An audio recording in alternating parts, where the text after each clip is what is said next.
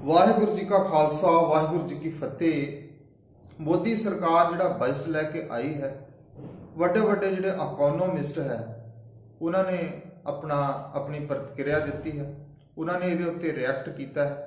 Almost जिहड़ा सब ने कहा है कि जन विरोधी बजट है, गरीब मध्य वर्ग किसानों के विरोधी है, तो कारपोरेट के हक दे विच है।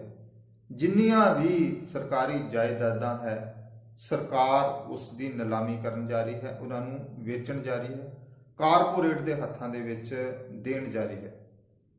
जिहड़ा इस देश का मीडिया है चाटूकार मीडिया है, गोदी मीडिया है, पर वो इसकी तारीफ कर रहा है।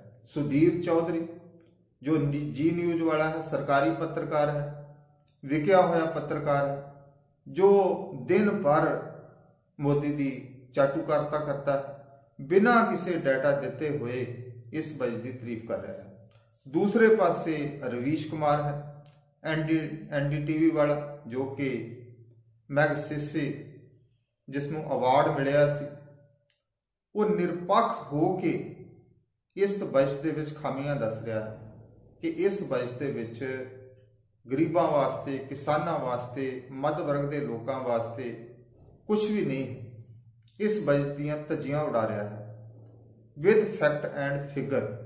ये तुसी देख के अंदाजा लगा लोगे कि कौन जिहड़ा है चाटूकारता करता है ते कौन जिहड़ा है निरपक्ष होकर जिहड़ा है पत्रकारिता करता है। नमस्कार, मैं रवीश कुमार। अलंकारों और विशेषणों से सजाकर बजट ऐसे पेश किया गया है कि ना आगे देखने की जरूरत है, ना पीछे मुड़कर। जिन लोगों ने पिछले बजट को शानदार बताया था, उन्हीं लोगों ने इस बजट को भी शानदार बताया है। अब आपको आज की सबसे बड़ी फेक न्यूज बताते हैं। आजकल फेक न्यूज हर तरफ है, पत्रकार भी फेक न्यूज फैला रहे हैं। ध्यान ही नहीं रहा कि यह बजट ऐसे समय में पेश किया गया है जब पिछली तिमाही की जीडीपी -7.5% थी। माइनस जीडीपी का बजट पॉजिटिव बताया जा रहा है। बजट लिखने वाले का कौशल कमाल होता है। उनके वाक्यों में इरादे से लेकर आंकड़े तक इतने मजबूत नजर आते हैं कि आप यकीन कर सकते हैं कि -7.5% की जीडीपी भी बुरी चीज नहीं है। लेकिन अर्थव्यवस्था का हाल तो बजट के डिटेल में पता चलता है। सरकार का अनुमान है कि देश की जीडीपी का विकास वी शेप जैसा होगा, इस तरीके से होगा, देखिए ऐसा। और आप चाहें तो इसे विकास की विक्ट्री भी कह सकते हैं। वित्त मंत्री कहती हैं कि हमने खर्च किया है, हमने खर्च किया है, हमने खर्च किया है, लेकिन बजट पढ़ने पर दिखता है कि हमने बेच दिया है, हमने बेच दिया है, हमने बेच दिया है। और इसलिए आज का जो बजट पेश किया गया है, इसे आप कोई आम बजट मत समझिए। ये इस बार के बजट में सरकार ने मजबूती के साथ अपने संसाधनों को बेच देने के कई प्रस्ताव रखे हैं। अब इसके लिए निजीकरण का इस्तेमाल नहीं होता है, मोनेटाइजेशन का होता है। वैसे दोनों का मतलब एक ही होता है। पिछले साल भी भारत सरकार ने 2.1 लाख करोड़ के विनिवेश का लक्ष्य रखा था, मगर हासिल हुआ 15,000 करोड़ से कुछ अधिक, मीडिया रिपोर्ट के अनुसार। इस बार 1.75 लाख करोड़ का लक्ष्य रखा गया है। एयर इंडिया नहीं बिक पाया। इस बार भी सरकार बहुत कुछ बेचने के लिए लेकर आई है। अब आते हैं उन चीजों पर जो पूरी तरह बिक जाएंगी, या आधी बिकेंगी, या थोड़ी थोड़ी बिक जाएंगी। इनका औपचारिक नाम है एसेट मोनेटाइजेशन प्रोग्राम। सार्वजनिक क्षेत्र के 2 बैंकों को बेचा जाएगा। कौन से बैंक होंगे, हर बैंक वाला गेस कर रहा है। भारतीय जीवन बीमा निगम में सरकार अपनी हिस्सेदारी बेच देगी, इसके लिए आईपीओ लाएगी। गेल, इंडियन ऑयल कॉर्पोरेशन, एचपीसीएल की पाइपलाइन को मोनेटाइज किया जाएगा, इसे भी समझें बेचा जाएगा। टायर 2, टायर 3 शहरों के हवाई अड्डे बेच दिए जाएंगे। सेंट्रल वेयर हाउसिंग कॉर्पोरेशन के वेयर हाउस की भी हिस्सेदारी बेच दी जाएगी। National highway authority of India के 5 हाईवे को प्राइवेट सेक्टर के हवाले किया जाएगा। पिछले बजट में सरकार ने 2024 तक एनएचएआई की 6000 किलोमीटर की लंबाई के 12 नेशनल हाईवे को मोनेटाइज करने की बात कही थी। खेल के स्टेडियम भी बेचे जाएंगे। क्या खेल के स्टेडियम तक का निजीकरण होगा? बजट में विस्तार से तो कुछ नहीं है, लेकिन एक सवाल है, जैसे दिल्ली में जवाहरलाल नेहरू स्टेडियम है, क्या ऐसा भी होगा कि इसे बेच दिया जाएगा? इस बजट में निजीकरण के फैसले को साहसिक बताया जा रहा है। नमस्कार, मैं हूं सुधीर चौधरी और डीएनए में आपका स्वागत है। हर साल 1 फरवरी को देश के आम आदमी के सामने सबसे बड़ी चुनौती ये होती है कि वो बजट को कैसे समझे। आप सब आज ये समझना चाहते होंगे कि ये जो आज नया बजट आया है, इससे आपके जीवन में कौन कौन से बदलाव आएंगे और वो बदलाव कितने शुभ होंगे, कितने अशुभ होंगे, यानी आज के बाद से अगले 1 साल तक आपका जीवन कितना बदलेगा। तो आज हम आपको ये नया बजट सरल शब्दों में समझाएंगे। पिछला साल यानी वर्ष 2020 पूरा साल कोविड की भेंट चढ़ गया था। इसने हमें ये समझाया कि स्वास्थ्य ही आपकी सबसे बड़ी पूंजी है और इसलिए आज का जो बजट पेश किया गया है, इसे आप कोई आम बजट मत समझिए। ये पुराने बजट से अलग है और इसे आप एक रिकवरी वाला बजट कह सकते हैं। और जानकार पूरी तरह रीझ गए हैं, काफी खुश हैं, बाजार भी खुश है। उन्हें लगता है कि निजीकरण से सरकार के पास पैसे आएंगे और गरीब लोगों का भला होगा। क्या यही लोग जब ये कंपनियां नवरत्न थीं और हजारों करोड़ों का मुनाफा कमाती थीं, तब उनके घाटे में जाने को लेकर चिंतित हुए थे? निजीकरण जब भी होता है कहा जाता है बेच दिया गया, लेकिन इसे लेकर हर दल की नीतियों में खास अंतर आपको नहीं दिखेगा। जरूर जिस तरह से थोक में स्पष्टता के साथ एटॉमिक सेक्टर से लेकर बैंक और बीमा सेक्टर की सरकारी कंपनियों के बेच देने या बंद कर देने की बात कही गई है, इस बजट में वो वाकई साहसिक है, लेकिन क्या नतीजा ऐतिहासिक होगा? नीति आयोग ने जून 2019 में सुझाव दिया था कि 48 सरकारी कंपनियों का निजीकरण कर दिया जाए। इनमें एयर इंडिया, एनटीपीसी का कुछ हिस्सा, cement corporation of India, Bharat earth movers और स्टील अथॉरिटी ऑफ इंडिया जैसे नाम थे। सरकारी जमीनें भी बेची जाएंगी। सरकार की निगाह सरकारी जमीनों पर भी है बेचने के लिए। ठीक वैसे ही जैसे एक बीमार व्यक्ति लंबी बीमारी के बाद जब स्वस्थ हो रहा होता है, यानी जब रिकवर हो रहा होता है, तो उसे अपनी डाइट का विशेष ख्याल रखना पड़ता है, उसे अनुशासन में रहना होता है और उसे रिकवरी के लिए एक समय चाहिए होता है। उस समय, रिकवरी के समय, उसकी जो जीवन शैली है वो बदल जाती है। तो आज का जो बजट है, इसका सेंट्रल थीम अगर आप माने, अगर एक थीम कोई है तो वो सेंट्रल थीम है स्वास्थ्य। पूरा के पूरा बजट स्वास्थ्य के आसपास घूमता है। और वो स्वास्थ्य कौन सा है? वो है आपका स्वास्थ्य, यानी देश के नागरिकों का शारीरिक स्वास्थ्य, देश की अर्थव्यवस्था का स्वास्थ्य और जिन शहरों में आप रहते हैं उन शहरों का स्वास्थ्य। इस तरह यह बजट निजीकरण का सार्वजनिक ऐलान का बड़ा बजट है। भारतीय जीवन बीमा में सरकार अपनी हिस्सेदारी बेच देगी, नेशनल हाईवे के टोल बेच दिए जाएंगे या प्राइवेट सेक्टर को दे दिया जाएगा। अलग अलग शब्दों का इस्तेमाल होता है।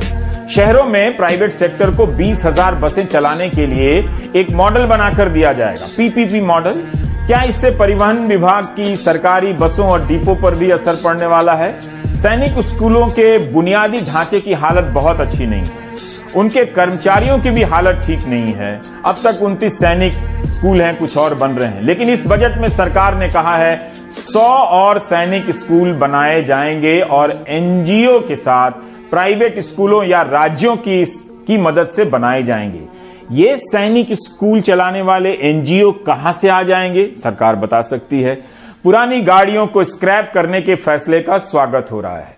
कहा जा रहा है कि इनकी जगह पर नई गाड़ियां आएंगी और ऑटोमोबाइल सेक्टर को फायदा होगा। सरकार का अनुमान है कि देश की जीडीपी का विकास वी शेप जैसा होगा, इस तरीके से होगा, देखिए ऐसा। और आप चाहें तो इसे विकास की विक्ट्री भी कह सकते हैं। इसे विकास की विक्ट्री शेप या वी शेप भी कह सकते हैं। कोरोना वायरस की वजह से जीडीपी की विकास दर में जो गिरावट पिछले 1 साल में हुई, उसकी न सिर्फ भरपाई हो जाएगी, बल्कि अगले वित्तीय वर्ष यानी 2021 और 22 में भारत का जीडीपी विकास दर 11% से भी ज्यादा हो सकता है, ऐसा अलग अलग अनुमानों में बताया गया है। वी शेप रिकवरी क्या होती है, अब ये देखिए। हमें याद रखना चाहिए कि इस वक्त अर्थव्यवस्था संकट से गुजर रही है। पिछले वित्त वर्ष की 2 तिमाही की जीडीपी माइनस में चली गई। पहली तिमाही में -23.9% और उसके बाद की तिमाही में -7%, यानी नीचे से और थोड़ी सी ऊपर उठती है। तब त्योहार थे, अब तो वो भी नहीं है। अभी तक सरकार वित्तीय घाटे को लेकर सतर्क रहा करती थी, संकोची रहा करती थी, क्योंकि 2003 में कानून बना था कि जीडीपी का 3% ही होना चाहिए घाटा। लेकिन सरकार इसे अब 9.5% तक ले जाने के लिए तैयार हो गई है। मतलब आमदनी से ज्यादा खर्च करेगी। इसकी मांग की जा रही थी कि सरकार जनता में मांग को बढ़ाने के लिए ज्यादा पैसा खर्च करे, लेकिन सरकार के पास पैसे कहां हैं? जब उसके पास होगा तभी तो वो खर्च करेगी। दुनिया में आर्थिक स्थिरता के लिए काम करने वाली संस्था इंटरनेशनल मॉनेटरी फंड का अनुमान है कि अगले कारोबारी साल में दुनिया में सबसे ज्यादा जीडीपी ग्रोथ रेट भारत की होगी और ये 11.5% तक हो सकती है। यानी पूरी दुनिया में सबसे ज्यादा जीडीपी विकास दर भारत का हो सकता है, ये IMF का अनुमान है। वित्त मंत्री ने यह भी कहा है कि 15वें वित्त आयोग की सिफारिशों के आधार पर केंद्र सरकार द्वारा प्रायोजित योजनाओं की संख्या में कटौती की जाएगी। इस बजट में बहुत सी ऐसी योजनाएं हैं जिन पर अगले 3 या 5 साल में होने वाले खर्च का ब्यौरा दिया जाएगा। इससे होता यह है कि जब 5 साल की अनुमानित राशि एक साथ बता दी जाती है तब हेडलाइन बड़ी हो जाती है और उसका प्रतिशत भी भाग जाता है, ऊपर चढ़ जाता है। इसलिए बजट को समझने के लिए कम से कम आपको इस बजट को समझने के लिए 2019 के बजट को भी देखना पड़ेगा और 2020 के भी। एक उदाहरण देता हूं। जुलाई 2019 के बजट में वित्त मंत्री ने नेशनल रिसर्च फाउंडेशन बनाने की बात कही। 2 साल बीत गए, अब जाकर 50,000 करोड़ खर्च करने का प्लान बना रही हैं, उसका पैसा दे रही हैं, जो अगले 5 साल में खर्च होगा। हम रिसर्च इकोसिस्टम को लेकर इतने सीरियस हैं कि घोषणा के 2 साल बाद पैसे की घोषणा करते हैं। डीप ओशन मिशन की घोषणा कब हुई थी?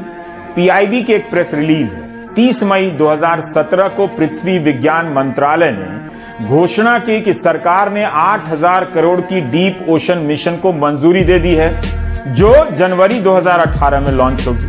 सोचिए, ये फरवरी 2021 है। 4 साल बीत गए, अब 4,000 करोड़ का प्रावधान किया गया है, वो भी अगले 5 साल में। यानी जो पैसा अब तक खर्च हो जाना चाहिए था वो अब अगले 5 साल में होगा। देरी कितनी हुई जाने दीजिए। कि अर्थव्यवस्था और खर्चे से जुड़े हुए जो चीजें हैं उन्हें बही खाते में रखा जाता है, तो उन्होंने उसी परंपरा को निभाया और वो बही खाता लेकर संसद भवन पहुंची थी और उन्होंने तब अंतरिम बजट पेश किया। सबसे अहम, उन्होंने इस बार देश का पहला डिजिटल बजट पेश किया है। पहली बार इस देश में डिजिटल बजट पेश किया गया है, डिजिटल तरीके से।